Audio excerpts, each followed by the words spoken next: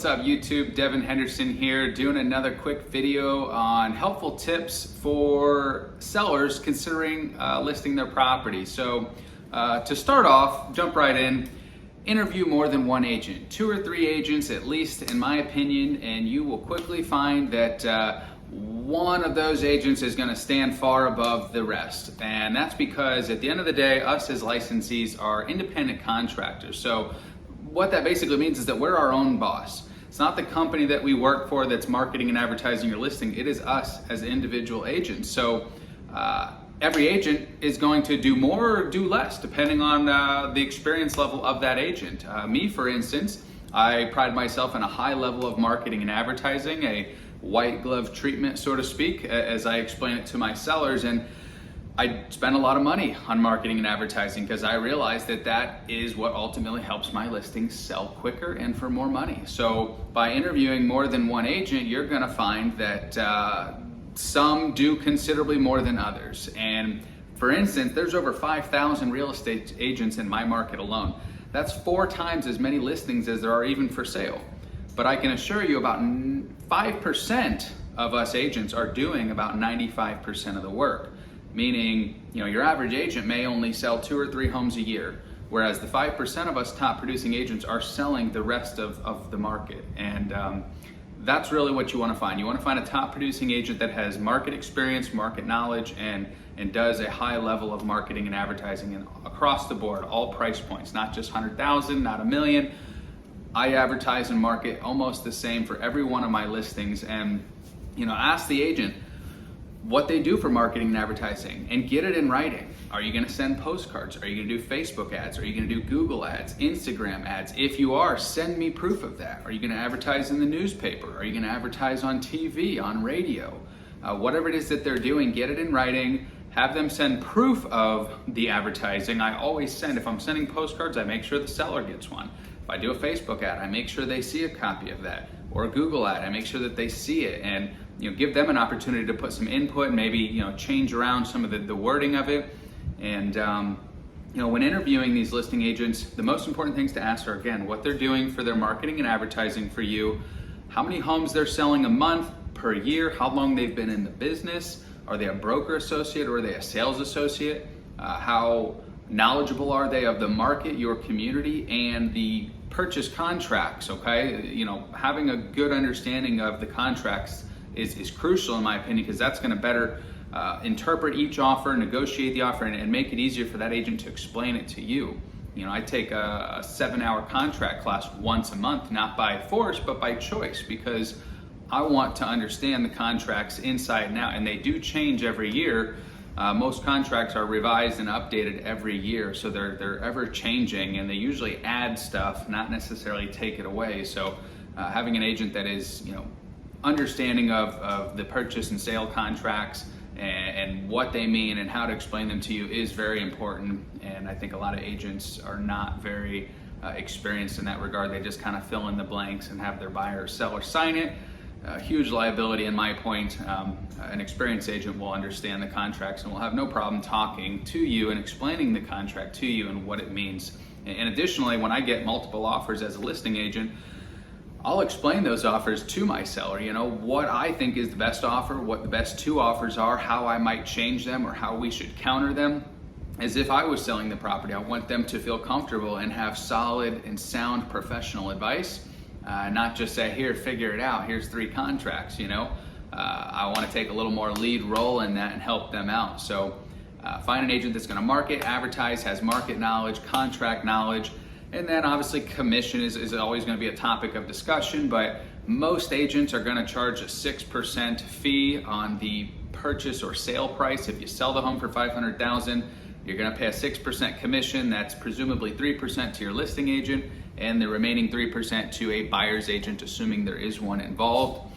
If I'm able to procure the buyer myself, I list the property, I find the buyer myself, obviously I'm handling both sides of the transaction, which is advantageous for me and the seller, because now I've got it all in control, all in-house. And it's usually a win-win situation, so that's ideal, but just wrap your head around the 6% is the worst case or best case scenario. and don't get too hung up on the discount agent that comes along and says, well, I'll do it for 4% or 2.5% or whatever that is, because there's going to be plenty of agents that are quick to discount their commission. But in my experience being in the business 8 years, those agents that are quick to discount their commission is because they're discount brokers. They don't know how else to sell their services. They're not bringing a high professional level of service. They don't spend a lot of money on marketing and advertising because they've reduced their commission little to nothing. So, my marketing and advertising comes out of my pocket long before the property ever sells. What does that tell you about my confidence? I'll spend $3,000 or $4,000 to market the property before it ever sells, before I get paid or even know if I'm going to get paid.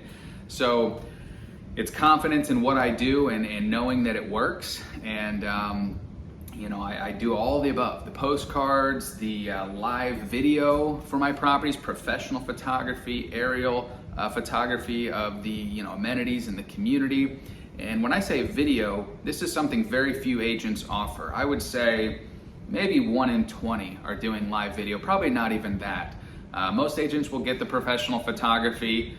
Many still aren't doing that, shockingly, but there's very few that do the live video. And to me, I think that is something that has been essential in my business and helping me market and sell luxury properties. Is I have great photographers that'll do a 3 or 4 minute live cinematic video of the home, and it's got music, it's got aerial shots, it comes in, it goes throughout the community, and it goes through the home in live time, and it gives a buyer that feel of actually walking through the property, not just photo. And a lot of agents will do to say that they offer a virtual tour. Really what they're offering is just a slideshow. It's the 20 photos that they took and they put it on a slideshow, and it's just like a PowerPoint, boom, boom, boom to the next photo. I don't see how that's helpful. It's no better than just looking at the photos yourself. Ask if they do the live video. As you've seen on my channel here, the professional live videos are huge, super popular. I've had countless buyers from out of state watch my videos and not only compliment it, but write offers on my properties because they felt so comfortable as if they had walked through that home. So super great reaction from a lot of people, and these people love that. They can rewatch that video 100 times, send it to their mother, their brother, their sister, their spouse, and get excited about it. And, before they've ever even stepped foot into the property, they've got this beautiful high definition video of the property. So that, Facebook ads, Google ads, Instagram, Waze, newspaper, radio, TV, you name it. These are all things that a professional agent would be and should be incorporating into their marketing.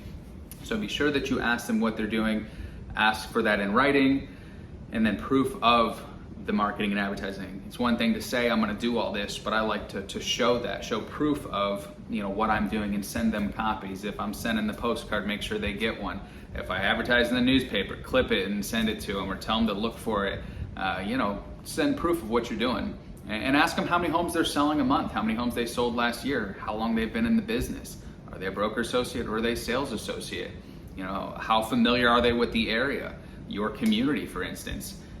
But just don't get hung up on the brokerage or one particular thing. There's so many questions across the board that you should be asking the agent as a combined to see who is really the best agent for you. And I think that if you interview more than one agent, you're going to find that there is someone that definitely stands out far higher and far better than the rest. And that's why I always encourage people to interview more than one agent, because I want them to see how I'm different. I want them to know that I'm bringing the most to the table for them, that I'm invested in them and I'm invested in selling this property. I pride myself in communication, client satisfaction, and results. Okay? I want the client to be satisfied with my services, and I want them to get results. I want the property to sell. It's my job to sell the property. I'm not going to stop at nothing until it's sold. So it's not just another number in my job. It's important to me. So find an agent that's going to be dedicated to you and the sale of your property, and I'm certain you will be happy. And if you have any additional questions about listing a property, things you should look out for, tips, tricks, advice, you can always call me on my cell, 239-877-3994.